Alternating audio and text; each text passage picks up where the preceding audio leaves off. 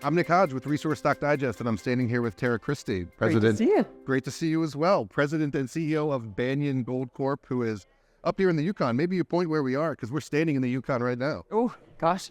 Yeah, or where here your we asset are. is. We are right over here. Right. In Keno Hill District, near Hecla, Victoria Gold. Snow lines a little further out here.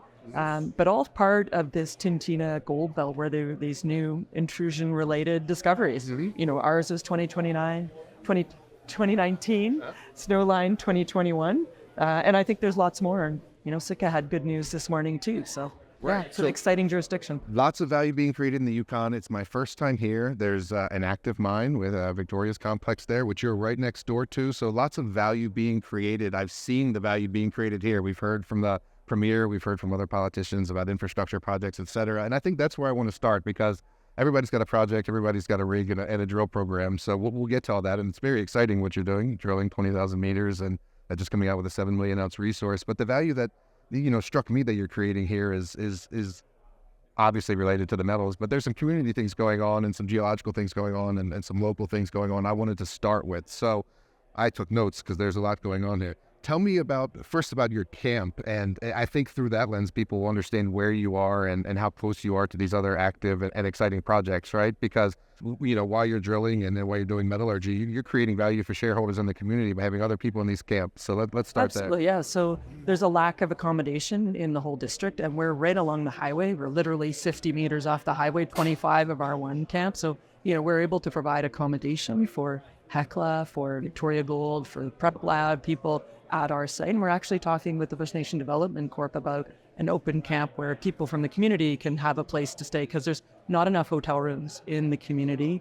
It's hard when there's no restaurants for tradespeople to come up, furnace people to come up. And, that's something that we actually, when we're often the lead order that gets the furnace guy to come to Mayo, and then he can do the other houses in the community as well. So, because we're so close to town and we're so close to Hecla and Victoria Gold, there's lots of optionality for us and for us to add value, and the people from the community as well, because we are driving distance to the community. We do have some people over the years that have had different shifts, so they can either accommodate looking after dogs or be home at night.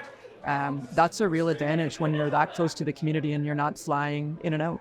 Mm-hmm. And a way to create value for your shareholders as well. If I recall correctly from your presentation, 150 or 200,000. Was that a month by renting out the camp? Yeah, right now. Yeah, for the services that we provide for all of that. Yeah. Yeah, it's great for a junior miner to sort of, have revenue. Exactly right. No matter That's where. why we haven't financed since 2022 is we actually had revenue, and we're very disciplined in how we spend our capital. I'd love to have extra money to spend on all kinds of things that are nice to do's. And there is some of that we're going to have to do this year as we're trying to think towards more development project. But we've been very, very conscious of how we spend our shareholders' dollars. And you'll notice we do things differently. We don't worry about barrels of fuel. We have big tanks of fuel so we can get a full truckload. And then, it minimizes the environmental risk of handling small amounts of fuel in barrels as well as people's backs. And you check the fuel prices every Monday and you can lock in the lowest price, if I recall, right? Exactly. So we can try to, prices are sometimes all over the map, but we have seen some trends where you can predict some lower prices, and that's actually a great advantage. You can save $20,000, $30,000 to sell a load of fuel. Let me switch gears to geology a little bit, because while we were in that camp, we had a chance to go through the core sheds or the core shacks and look at some of those mineralized, drill cores and talk to some of the geos you had there. And there was quite a few of them. So some of them were doing their master's programs. And, the one gentleman I talked to was super excited about the temperature of the graphite and the crystallization and trying to use that to determine the age of the rocks. And that, of course, can help you, unlock value or come up with new geologic ideas for targeting, I'm sure. But there's some other new geologists around, and I want you to talk about those, ladies and gentlemen, a little bit as well. Sure. Well, while you were there, we had Henry Marsden, who's from Nevada, formerly is retired now, but a very, very knowledgeable geologist that understands this phase of project, kind of taking it from the resource and into development, and has really helped us focus our exploration, focus what we're going to do, and understand the outcomes that we're trying to get, even more than we were doing before. $7 per ounce is our current record, or 58 ounces for every meter we've drilled. I actually think Henry's, and we're focused more on higher grade and some infill with the program we're doing. But, his knowledge, along with Moira Smith, who came up, Liberty Gold, also seen a lot of rocks and a lot of projects, helping us understand the structural story. Because one of the things that people say is, it's too low grade. Where's the high grade? Do you have continuous high grade? And then the pure question, is it actually continuous? And I think they're helping us put that story together and giving us more confidence in our model and the next steps that we take to demonstrate that to the broader market. Because that is one of the things that, convincing the market that you've got an economic project is one of the key things that we need to do as we move towards our PEA in 2025. And that master's thesis, that's pretty exciting work because, we've drilled a deep hole to look at those high temperature minerals. And we now know there's mineralization to 650 meters. We've only focused on the top 200 meters. But key thing is we don't know where our intrusion is. That's a key difference between us and the deposit at Victoria Gold, Sitka, and Snowline. They found their intrusions. We haven't found ours yet. And you notice when you were there, it's low rolling, lots of moss, so there's not a lot of outcrop. Outcrop, that's rocks. We've had to explore by drilling, but the other thing is to do this science where we're looking at the high temperature minerals, we're dating it, all the things that Keegan is doing in his master's thesis. And it's along with the geological survey, which is great. The Yukon's geological survey is providing some expertise from the University of Calgary, which brings a more collaboration of people that are experts in this field. So, that's going to help us improve our odds to target our intrusive. I was going to say the project is maturing through the lens of the presence of these, geologists on site, but, maybe it is, and you're headed down that path towards permitting a PEA, et cetera. But there's still lots of blue sky. Tell me what percentage of the land package has been explored? We've explored less than 5%. So we have 300 square kilometers, and we haven't had a lot of spare money to really ramp up any greenfield exploration. We've done a little bit out at Nitra, and we've asked a few other people, like Jody Gibson's coming, giving us a little bit of hand on that, because we find that we need to build our team now. We're in this space where we need to get people that have seen things, but also offload a little bit of some of the exploration to some other capable hands, because we're very busy on what we've got going on there. And seeing different eyes on a project are always valuable, particularly when they've seen other projects. So lots of blue sky. We are going to do some work out at Nitra this year, as well as on our broader Nitra, or our broader Ormac property, where we've really just focused around power line and airstrip. We haven't even drilled on airstrip, which is one of our deposits that's higher grade since 2020. So, we've taken another look at that and can see some higher grade trends within it. And you'll see us do some work on that as well. Okay, so back to power strip and airline, and moving forward, the resource out 7 million ounces. And the other thing you need to do to create value and to get sort of the, a blessing to operate it here is be on good terms with the First Nations. So that was my third bullet point about creating value. I'd like you to speak just a little bit about your, where you grew up and your involvement here with placer mining, and then, how important it is to have the, a good relationship with the First Nations going forward to not only explore, but to, ultimately develop.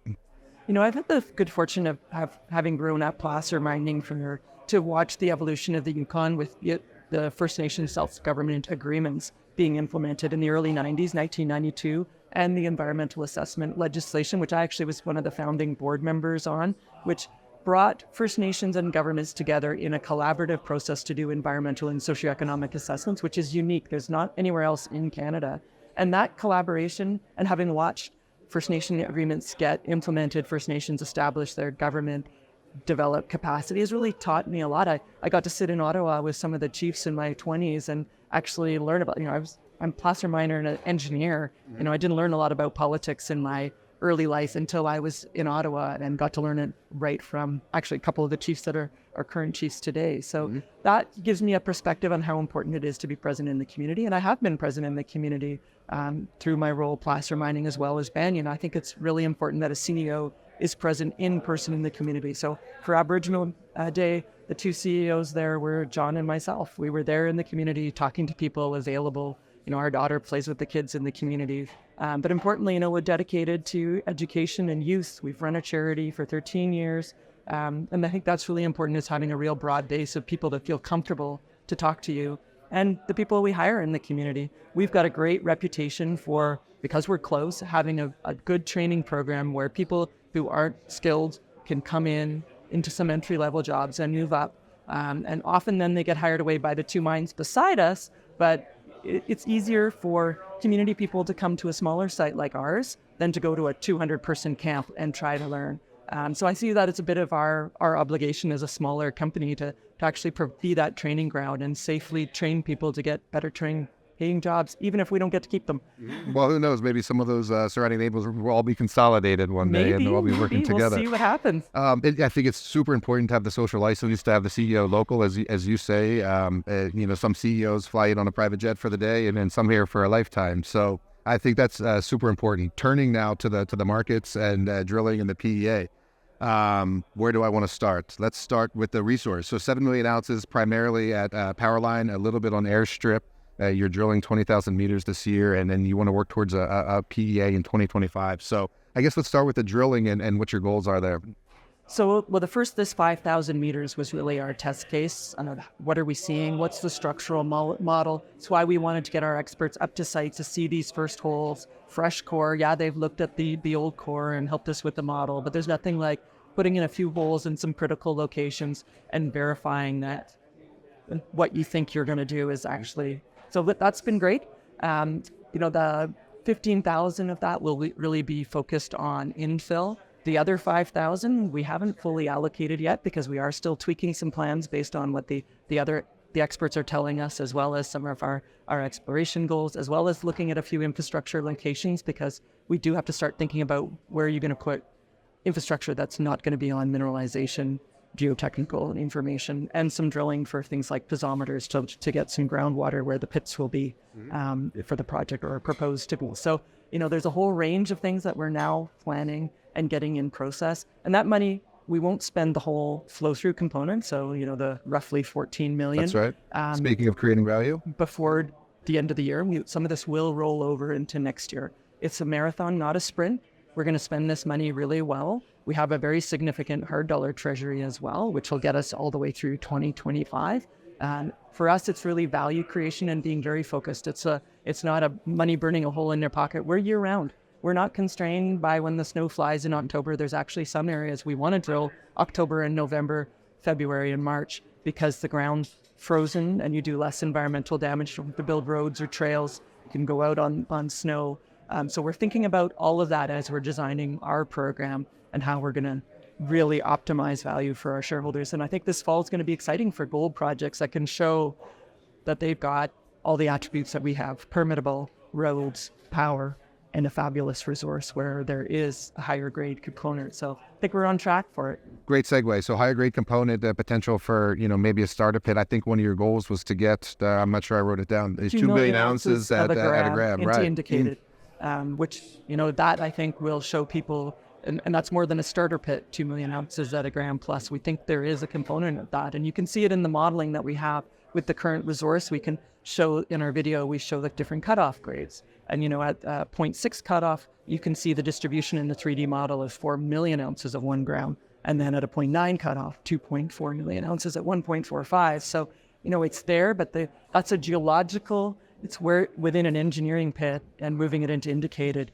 I think will really show that this project has that higher grade core. Well, you need to do that if you want to advance. And so let's start talking about that. On the board now is a potential PEA in 2025. We need to make some sort of metallurgical and processing decisions or incorporate multiple options into the PEA. So I guess let's talk about that. What's next for the PEA? But what's next for the PEA and the metallurgy? So, we put out our first phase of metallurgy, and then we've continued to do our metallurgy in series. So, do one step, really understand what it means before you do another, because you can spend a lot of money in metallurgy if you don't have really clearly defined goals on what you're trying to get. And that's where getting advice from Brad Thrall and Henry and others that have advanced project has been very useful. Everything we do and all the test work, it's okay, what do we want to get out of this? How is it going to help us solve the problems or get the answers that we need? So, in metallurgy, it's hard to get news flow per se. That's, you do one step and we're excited about it, but is it actually something that you can put out for the market? And so we are going to wait till we get a little bit, some packages of information to tell people. But we're really encouraged by it. And to have options, such problems to have, it's kind of a Hollywood problem to have processing options, which give you good recoveries.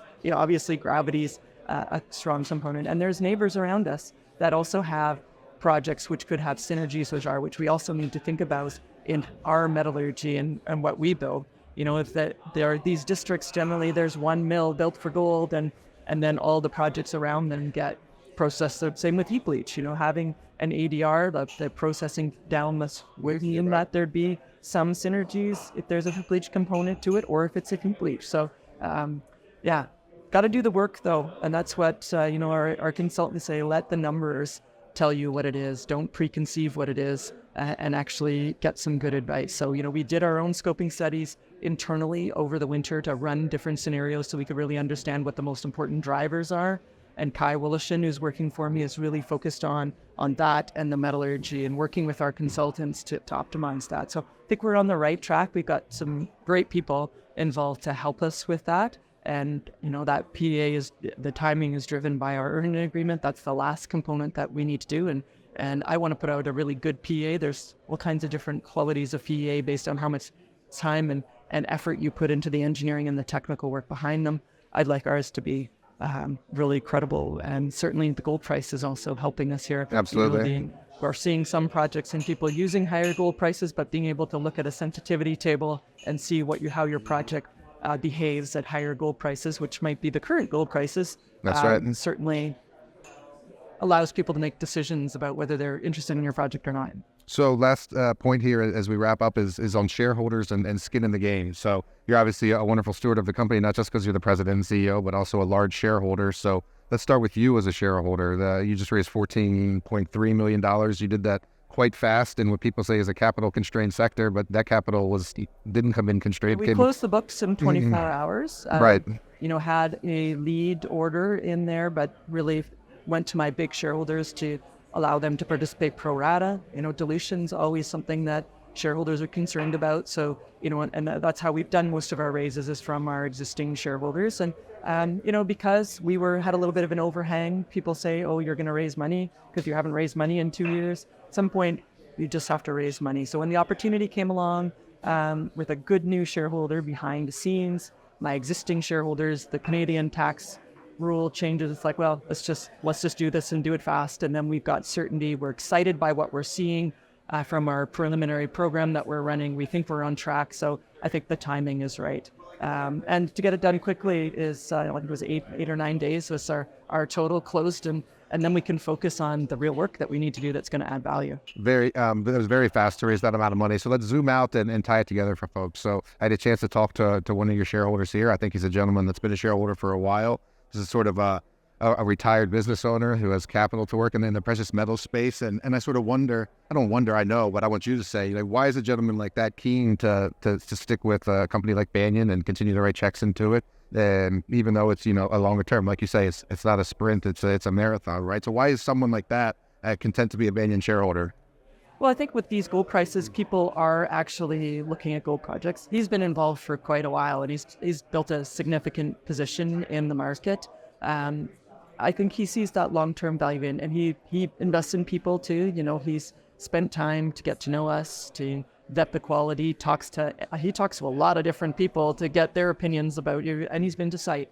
Like these tours, it's really important for your shareholders to see. And a lot of my big shareholders have been to our site, and you've been there. You're standing under the power line on 7 million ounces with a road, cell phone works. That really speaks to people like, wow, this isn't in the middle of nowhere. This is actually accessible with great infrastructure. And you'd asked me the question about my own holdings in Banyan. I'm the third CEO of this company, so I've had to buy my position in the market and every financing since I became CEO, particularly. And this last financing, I put $200,000 in, so that puts me at over $1.7 million of real skin cash in the game, which I think is probably more than most CEOs do, because I'm pretty heavily vested. And I want my shareholders to know that I care about dilution and make these decisions very strategically in the best interest of all shareholders and the company. Yep. And I'm very excited about it and plan to maintain my position. There's a lot of rocks out there, and at some point, buying the people matters as well. So Tara Christie, CEO of Banyan Gold, thank you. Thank you, Nick.